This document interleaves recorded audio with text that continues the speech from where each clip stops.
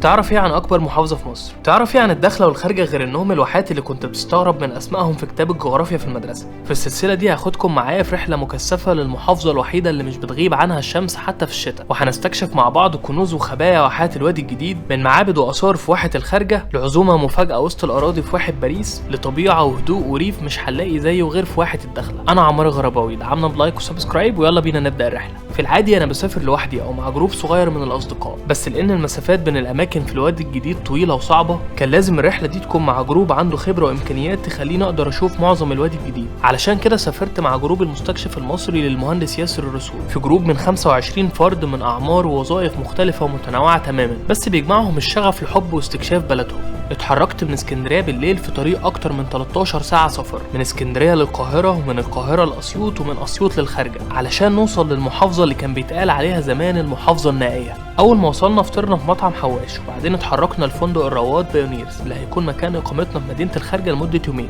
واول ما وصلنا الفندق استقبلونا بقهوه عربي وتمر وكركديه. طيب احنا اخيرا في الخارجه بعد 13 ساعه ونص سفر. انا راكب باص من اسكندريه الساعه 8 وصلت هنا الساعه 9 ونص الصبح، بس مش دي المشكله. معانا صديقنا محمود، واحد من عمالقه السياحه هنا، راجل بيشتغل بحب للمكان. انا اعرفه من على الفيسبوك من زمان لان انا كنت معجب بشغله وبترويجه للواحات بشكل عام. فالنهارده قابلنا، فهو قال لي قبل ما الجروب اللي معاك بقى هناخد جوله كده نشوف الخارجه، فشوف الخارجه بعيوني. يلا بينا. كلمه اخيره بس قول. في جماعه العرب عندنا والبدو يقولوا ان اللغه نصيب. صحيح، الشوفه نصيب. احنا هو اللغه بقى انا بقولها الشوفه نصيب. صحيح، اللغه نصيب. نصيب ان انا اشوفك وانت نورتنا عمار. ده انا والله سعيد، زياره متاخره بس ان تاتي متاخره خير من الا تاتي. حبيبي. يلا بينا شوف الواحات. شوف احنا في واحه الخارجه. مساحتها تقريبا 45% من مساحه مصر، بس هي تاني اقل محافظه مأهوله بالسكان بعد شمال سيناء. فاحنا بنتكلم في مساحه كام يا مستر محمود؟ 440,000 كيلومتر. 440,000 كيلومتر من اصل مليون كيلومتر اللي هو تقريبا مساحه مصر. فهناخد جوله مع بعض بالموتوسيكل بتاع محمود.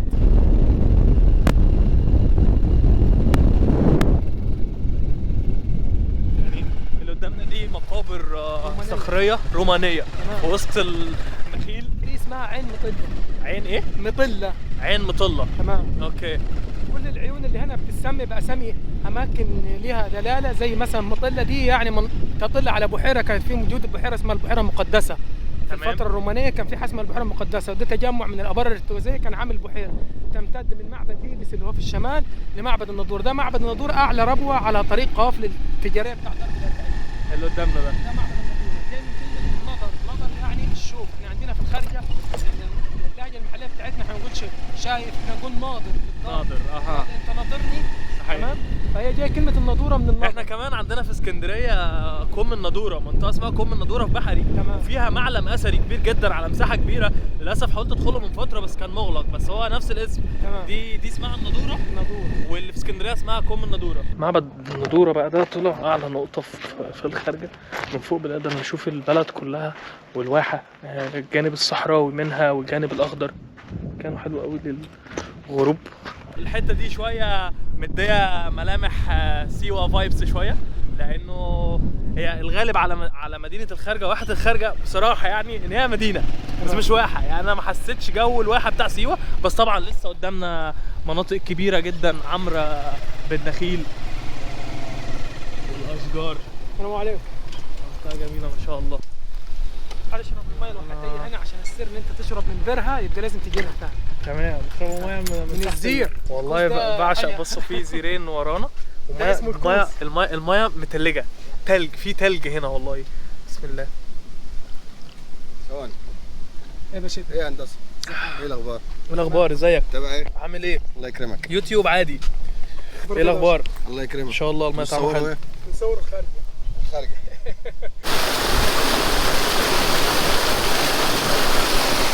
لقينا بقى بير الميه ده. دي ابيار ميه اللي رايه الاراضي. دي ميه جوفيه طالعه من تحت الارض. المنطقه بتاعها غريب ما شاء الله. الصيف هنا اقوى جفوف. الصيف ده بالذات الصيف. ده الناس بتنزل فيه وكده. ايوه يا جامد. زمان قبل التكنولوجيا والمودرن والكلام ده كانت الناس الاهالي كلها بتيجي مثلا في الاعياد تستحمى هنا اهو. تمام. الابار بتاعت الحكومه، لان كان صعب ان واحد يعني الابيار دي الدوله هي اللي عاملاها. افرام الستينات ولها ارقام، تلاقي رقم 1 بير رقم 1 بير 7 بير 6 بير 3 بير، الاسامي ارقام. تمام. الحكومه هي المتوليه كانت الحفر وهي اللي متحمله الصيانه.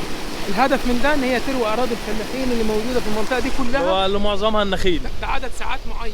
كل عيله ليها حصه في الحصص دي. المايه هنا نقيه جدا ومش مش ساقعه ولا سخنه، يعني هي دافيه، والنقاء بتاعها يعني غريب بصراحه.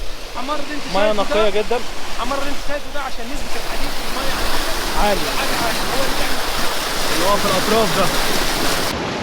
وده هنا كده محمود حوض جنب ده حوض جنب البير، الطراد بتاع البير، الطراد اللي بيطرد الميه. تمام. في حوض للبير للفلاحين، بحيث ان حد عايز مثلا يستحمى، حد عايز يعمل اي حاجه موجوده اهو. والميه بتخش بعد الحوض في مصرف اسمها جناي، الجنايه الطويله احنا بنسميها جناي، الجنايه اللي بتمشي فيها الميه. تمام. بالخرسانات بتخش على الغضام. حلو. يعني الحوض ده معمول عشان لو حد عايز ينزل او حاجه، حد عايز ينزل، ومتاح ومفتوح مجاني من غير فلوس ومن غير اي حاجه، وميه جوفيه طالعه من تحت الارض، وميه نظيفه. يعني عمق الميه، عمق الحفر 600 متر و700 متر. ده عمق البير، بس هي الحوض ده عادي لو انت واقف فيه برجلك هتجيب، يعني انت لو واقف هنا برجلك عادي. 1.5 متر. حلو جدا. تمام. انت قاعد جوه الطبيعه بقى مستمتع.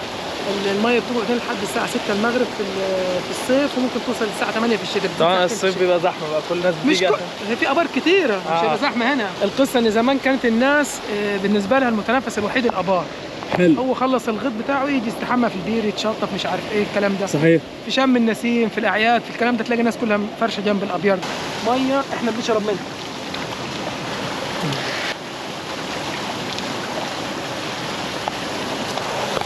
الراجل شرب من الميه الجوفيه، ممكن اجرب، ما عنديش مشكله. انا بحب الحاجات دي. هي الميه نقيه جدا والله، يعني بتفكرني بميه النيل في اسوان. شوف، لا تشوف وشك فيها. مع ان دي حاجه ودي حاجه، يعني دي ميه من تحت الارض.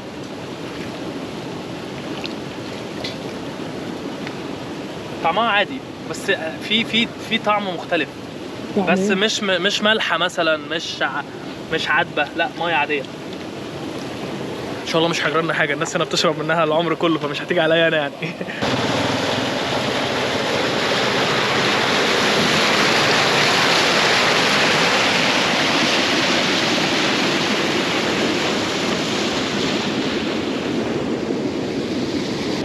هنا النخيل اكبر محافظه زراعه للنخيل حسب التعدادات الحكوميه او التقارير الحكوميه 3 مليون نخله واكثر. تمام. اكبر دوله مصدره للتمور حاليا في العالم مصر.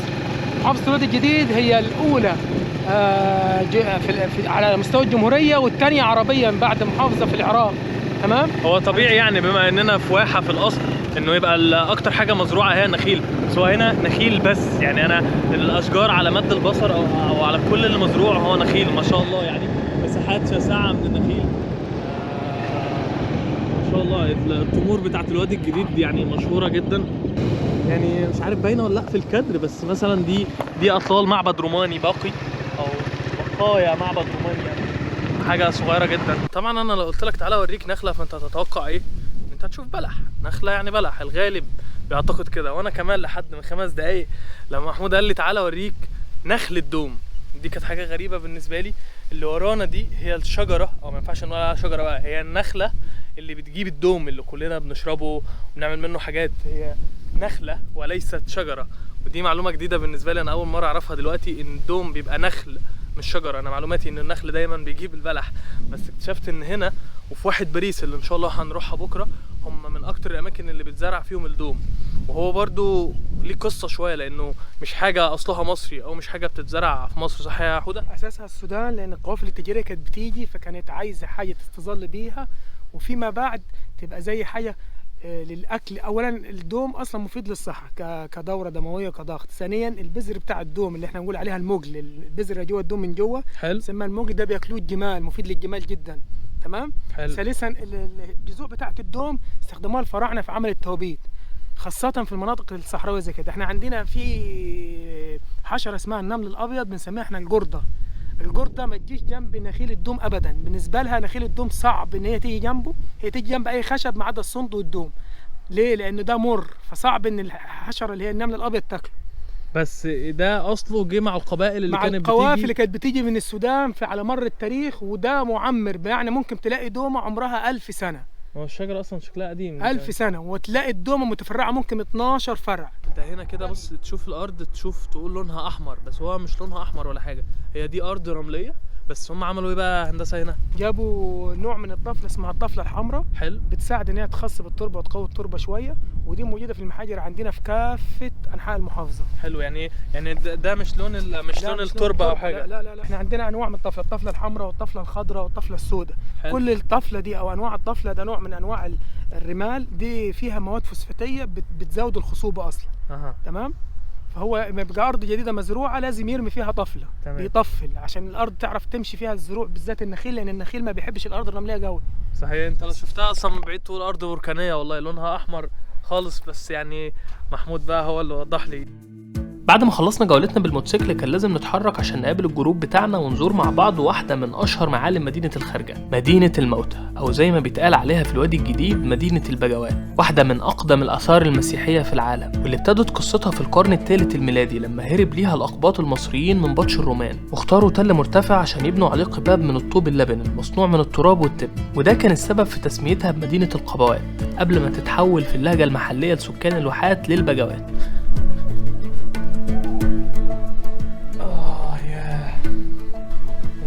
تخش جوه 10 درجات حرارة أقل مثلا، لأن دي مبنية بالقبب.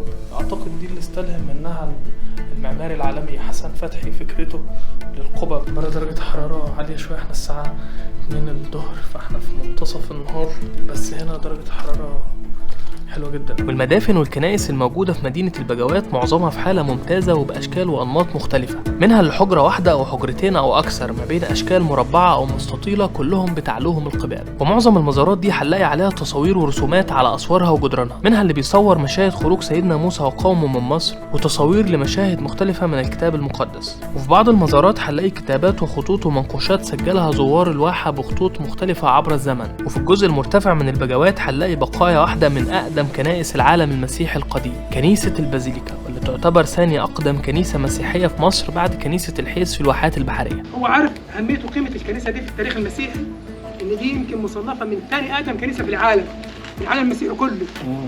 هو عارف قيمة المزار، للأسف مش متسوى لها صح.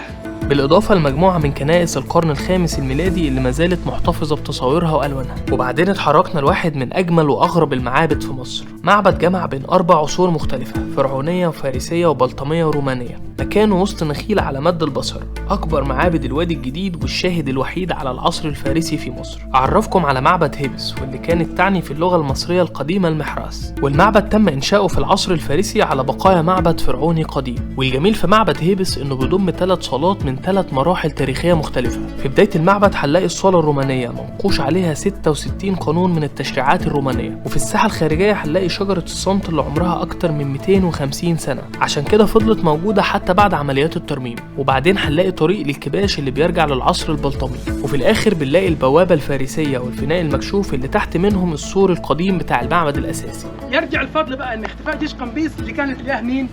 أمون. طب السؤال كده، هو ليه قمبيز عمل كده؟ لأن قمبيز كان بيكره أمون فخدله معابد كتيرة وخربش في كل المعابد اللي فيها أمون.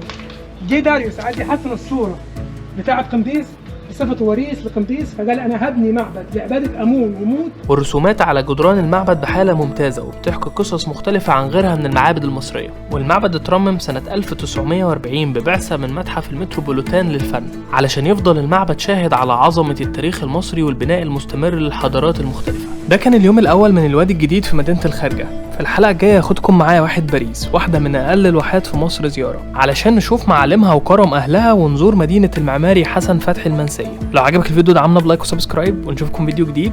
سلام.